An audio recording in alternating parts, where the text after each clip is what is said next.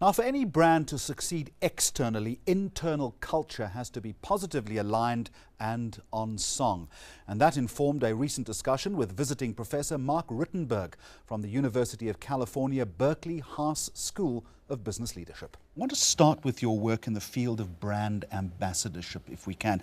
It's a popular term, it's thrown about, it's bandied about all the time. Firstly, what's your understanding of it and why is it important? First of all, thanks very much for having me. And brand ambassador, I was introduced to actually in South Africa by the former Avis CEO, Granville Wilson.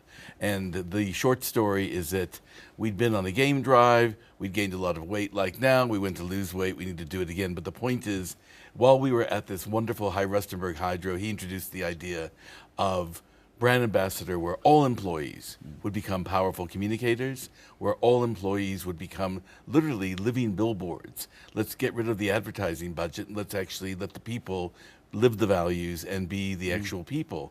And at some point in the eucalyptus sauna or something, he said, so tell me the essence of your work. And I mentioned one of the guiding principles is show up and choose to be present. And at that point he says, you're my partner. We're going to put the 2,800 people through, and I'm looking for three things as a standard chartered accountant. More profitability, I'm looking for employee satisfaction off the charts, and I'm looking to exceed customer expectations at every interface. If we can do that, I will invest in this widely. And if you can't, I'll stop the program. Let's just say that profitability is a given. That should be a direction that any organization should be taking. But let's look at employees first of all. I would suggest to you that by and large, we're all employees in one way or another. We're a cynical bunch, and often we are very resentful about the brand that we work for. It can be little things. It can be a parking space. It can be, do we have a seat near the window? And that counts against us in terms of brand representation. How do you bring those employees on board? But more importantly, how do you sustain their involvement? Yes, well, first of all, brand ambassador, in my view, is simply code for culture change. And so therefore, we're talking about a complete shift in the way managers treat employees. It's no longer the bully, it's no longer the boss, but it's now the collaborator, it's respect for individuals.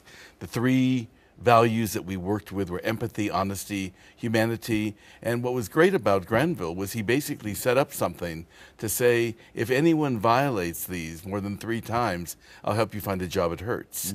And as far as employees, no slacking off, don't hide behind any walls.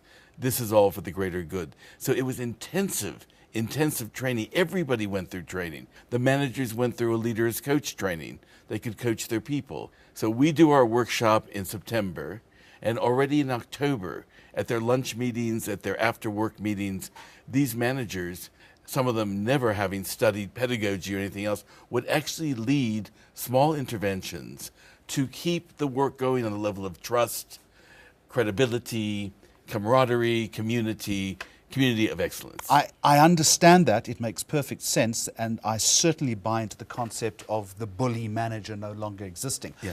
But we also know that organizations are not democracies, is that there are certain measurables that have to be achieved, and often those measurables are difficult. That's right. We've got to drive our employees. Where's the line then between consensus management on the one hand and bullying on the other, or assertive management on the other? Absolutely, and I am totally, Jeremy, I'm a major proponent of wearing the different hats. Sometimes I'm a commander, sometimes I'm a coach, sometimes I'm a collaborator, sometimes I'm a teacher. Therefore, I believe the people want someone to follow. But why do you have to do it with blame and judgment? Why do you have to do it with finger pointing? What happened to mutual respect? And the whole area of appreciation, acknowledgement, really connecting with people and making them feel that they're worthwhile, helping them see their errors, coaching them and standing by their side as they correct their errors. It's a different style of management. How do you know then when you've established what you term the community of excellence? When you've reached the destination? Well, first of all, back to profitability, I suppose. Yes, it's qualitative and quantitative. First of all, you walk in and you can absolutely feel a vibe. You feel a wonderful atmosphere. But when you start to do the measurements of employee satisfaction, a month later, 2 months later, we were measuring like crazy. Profitability, Avis moved in 2003 from number 3 to number 1. they've stayed number one in terms of profitability.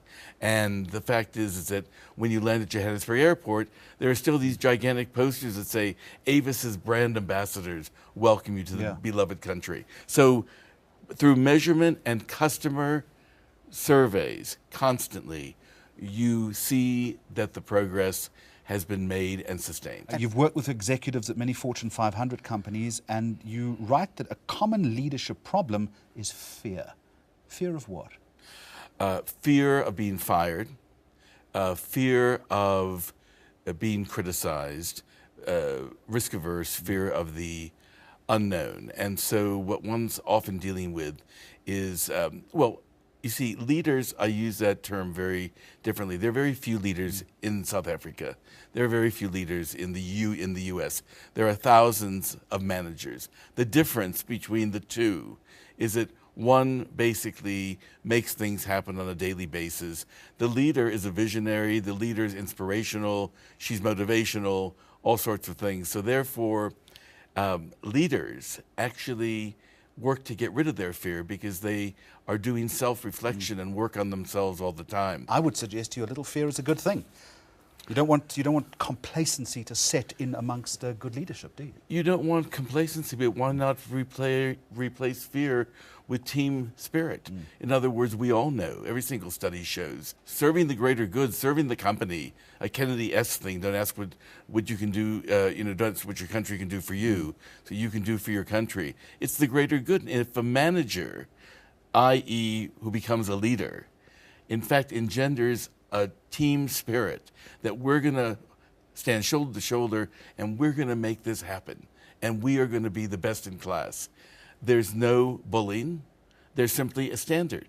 And I have found in studying the Silicon Valley, Fortune 500, those managers who are decent to their people, who are tough as nails but decent, caring, and are really willing to be coaches for their people as well as commanding generals when the calling comes, they get the best results. Coming up on Mags on Media, how to advertise a tertiary institution when competition is tough to attract the best brains in the country, and how a leading global airline is asking you to look up and listen.